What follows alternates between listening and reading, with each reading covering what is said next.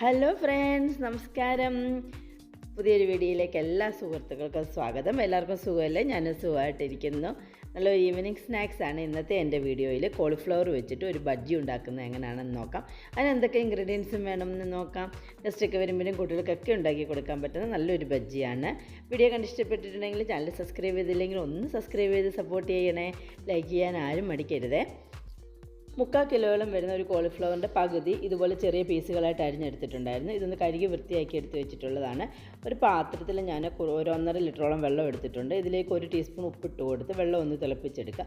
വെള്ളം ഒന്ന് തിളച്ച് തുടങ്ങുമ്പം നമ്മൾ ഇതുപോലെ പീസായിട്ട് അരിഞ്ഞ് വെച്ചിരിക്കുന്ന കോളിഫ്ലവർ ഇട്ട് കൊടുക്കാം. തീ ഒരു മീഡിയം ഫ്ലെയിമിൽ വെച്ചിട്ട് 2 മിനിറ്റ് ഒന്ന് തിളപ്പിച്ചെടുക്കണം. ഇപ്പോൾ കോളിഫ്ലവറിലെ പ്രാണികളും കീടങ്ങളൊക്കെ ഉണ്ടെങ്കിൽ ഒന്ന് നശിച്ചു പോവുകയും കോളിഫ്ലവർ നമുക്കൊരു 3/4% വേവിച്ച് കിട്ടും.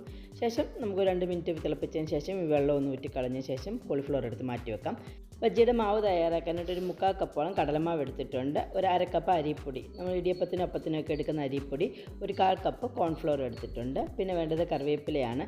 ചെറുതായിട്ട് അരിഞ്ഞ കറിവേപ്പില ഇട്ട് കൊടുക്കണം. മല്ലിയില ഉണ്ടെങ്കിൽ അതും ചെറുതായിട്ട് ഇച്ചിരി അരിഞ്ഞത് ഇട്ട് കൊടുക്കാവുന്നതാണ്. 1 ടീസ്പൂൺ ഇഞ്ചി വെളുത്തുള്ളിയുടെ പേസ്റ്റ്, ഒരു 3/4 ടീസ്പൂൺ മുളക് പൊടി, ഒരു 1/2 ടീസ്പൂൺ കുരുമുളക് പൊടിച്ചത്, ഒരു 1/4 ടീസ്പൂൺ മഞ്ഞൾപ്പൊടി. പിന്നെ വേണ്ടത് ഒരു നുള്ള് കായത്തിൻ്റെ പൊടിയാണ്. പിന്നെ ടേസ്റ്റിന് ആവശ്യമായിട്ട് ഒരു 3/4 ടീസ്പൂണോളം ഉപ്പും കൂടെ ചേർത്ത് കൊടുത്ത് നല്ലതുപോലെ ഒന്ന് മിക്സ് ചെയ്ത് യോജിപ്പിച്ചെടുക്കുക. ശേഷം ഇതിലേക്ക് നമുക്ക് വെള്ളം ഒഴിച്ച് കൊടുത്ത് ഒന്ന് കുഴച്ചെടുക്കാം. ആദ്യം ഒത്തിരി വെള്ളം ഒഴിച്ച് കൊടുക്കരുത്. ഒരു 1/2 കപ്പിനടുത്ത് വെള്ളം ഞാൻ ഒഴിച്ച് കൊടുത്തിട്ടുണ്ടായിരുന്നു. ഇതൊന്ന് മിക്സ് ചെയ്തതിന് ശേഷം ഉണ്ടെങ്കിൽ മാത്രം കുറച്ച് വെള്ളം ഒഴിച്ച് കൊടുത്ത് മിക്സ് ചെയ്യുക. ഒത്തിരി വെള്ളം ഒഴിച്ച് കൊടുത്താൽ കടൽമാവ് പെട്ടെന്ന് വെള്ളത്തിൽ മിക്സായി കിട്ടുന്നതാണ്. ഒരുപാട് വെള്ളം ഒഴിച്ച് കൊടുത്ത് ലൂസാക്കി പോകരുത്. ഈ ഒരു പരുവത്തിൽ ബാറ്റർ റെഡിയാക്കി എടുക്കണം. ശേഷം ഇതുപോലെ ഒരു കോളിഫ്ലവർ മുക്കി നോക്കിക്കഴിഞ്ഞാൽ കോളിഫ്ലവറിൽ ഇതുപോലെ ഈ ബാറ്റർ പറ്റിപ്പിടിച്ചിരിക്കുന്ന രീതിയിൽ റെഡിയാക്കി എടുക്കുക.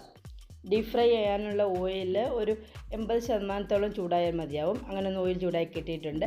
ഇതിലേക്ക് നമ്മൾ റെഡിയാക്കി വെച്ചിട്ടുള്ള ഓരോ പീസ് കോളിഫ്ലവറും ബാറ്ററിലും മുക്കിയിട്ട് സെപ്പറേറ്റ് ആയിട്ട് ഓരോ പീസ് ഒട്ടിക്കിടക്കുന്ന രീതിയിൽ ഇട്ട് കൊടുക്കാതെ എണ്ണയിലേക്ക് ഇട്ട് കൊടുത്തതിന് ശേഷം തീ ഒരു മീഡിയം ഫ്ലെയിമിൽ വെച്ചിട്ട് ഒരു ഗോൾഡൻ ബ്രൗൺ കളർ ആവുന്നിടം വരെ ഒന്ന് ഫ്രൈ ചെയ്തെടുക്കുക. ഓരോ പീസും ഒരുമിച്ചിട്ട് കൊടുക്കരുത്. നമ്മൾ റെഡിയാക്കി വെച്ചിട്ടുള്ള പീസുകൾ 2-3 പ്രാവശ്യമായിട്ട് ഇട്ട് കൊടുത്ത് ഇതുപോലെ ഫ്രൈ ചെയ്തെടുക്കണം. എന്നാലേ നമുക്കിങ്ങനെ ഓരോരോ പീസ് സെപ്പറേറ്റ് ആയിട്ട് കിട്ടുകയുള്ളൂ. എല്ലാവരും ഉണ്ടാക്കി നോക്കി അഭിപ്രായങ്ങളും നിർദ്ദേശങ്ങളും കമൻറ്റ് ചെയ്യുക. വീഡിയോ കണ്ട് ഇഷ്ടപ്പെട്ടിട്ടുണ്ടെങ്കിൽ ചാനൽ സബ്സ്ക്രൈബ് ചെയ്തില്ലെങ്കിൽ ഒന്ന് സബ്സ്ക്രൈബ് ചെയ്ത് ലൈക്കും കമൻറ്റും ചെയ്ത് എല്ലാവരും എന്നെ ഒന്ന് സപ്പോർട്ട് ചെയ്യണം. പുതിയ നല്ല നല്ല വീഡിയോ ആയിട്ട് കാണുന്നിടം വരെ bye guys. Thank you for watching my video.